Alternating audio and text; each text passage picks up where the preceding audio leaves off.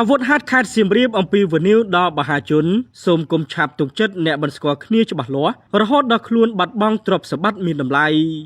កាលពីវេលាម៉ោង 15:40 នាទីថ្ងៃទី 2 ខែធ្នូឆ្នាំ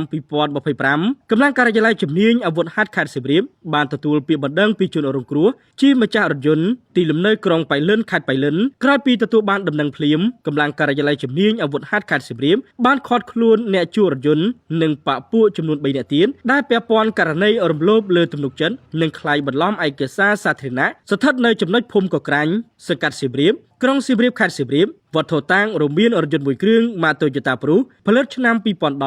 សពាក់ផ្លាកលេខភ្នំពេញ 2AN 2377និងឯកសារក្លែងមួយចំនួនទៀតក្រមវិធានការជំនាញជនសង្ស័យខាងលើបានសារភាពឲ្យដឹងថាខ្លួននឹងបកពួកពិតជាបានប្រព្រឹត្តអំពើដោយបានរៀបរាប់ពិតប្រាកដមែនជនសង្ស័យព្រមទាំងវត្ថុតាងខាងលើត្រូវបានការិយាល័យជំនាញកងរាជអាវុធហត្ថខេត្តសៀមរាបកសាងសំណុំរឿងបញ្ជូនទៅសាលាដំបងខេត្តសៀមរាបនាំមកជូនដោយហាងនៅសាលៀនមានលក់អគុយរថយន្តគ្រប់ប្រភេទទំនាក់ទំនងលេខទូរស័ព្ទ088 99 72 168